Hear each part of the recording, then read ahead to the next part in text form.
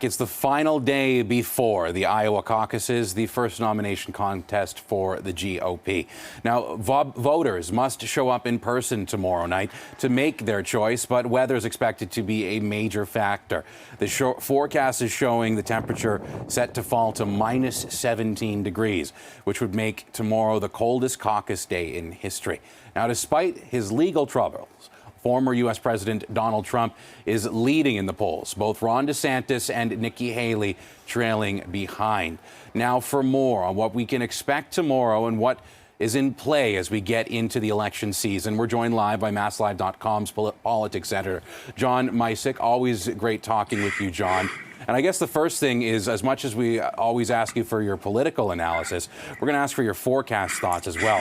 What do you think about this wild card here with the cold and how this could potentially benefit some of the candidates like Ron DeSantis, who's gone to every single county in hopes that he can have a decent amount of the caucus number breakdown, versus someone like U.S. President Trump, who scaled back to mostly telethon and virtual things?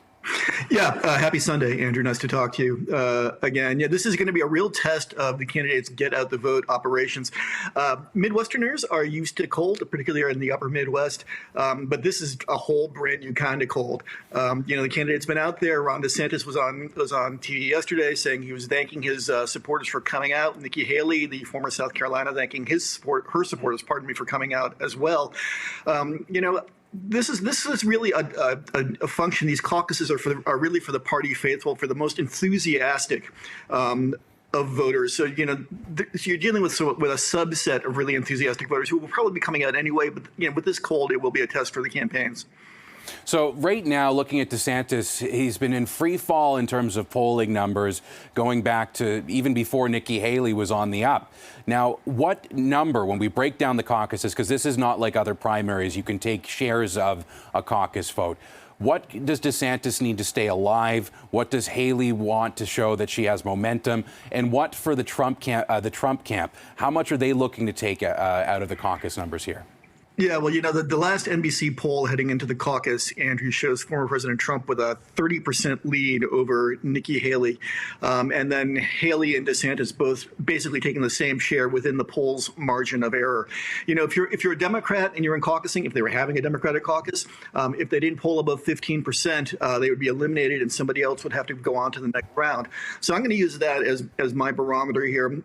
If Haley and DeSantis come in 15, 20%, even as high as 30%, which could be a tough one, that will be a respectable finish. The president is going to finish in high, the former president is going to finish in high upper double digits for sure, based on the polling we've seen. Now, just thinking about the cold and who's been and the profile of voters that each of the candidates have been trying to get out there, does this cold really benefit any of the candidates more than the other, or is it just everything's free game? There's a old American political cliche that Republicans love rain. We'll have to see whether Republicans love snow. DeSantis has been on the ground. Nikki Haley has been on the ground. President Trump had other things on his mind last week with the conclusion of his civil fraud trial in New York City. But the one thing we do know about Trump voters, Andrew, is that they're incredibly dedicated, that they're incredibly loyal. So even if the weather is an impediment, they could still turn out in pretty decent numbers. John Micek is MassLive.com's politics editor. Always great having you on the show, John. We do appreciate it. Anytime.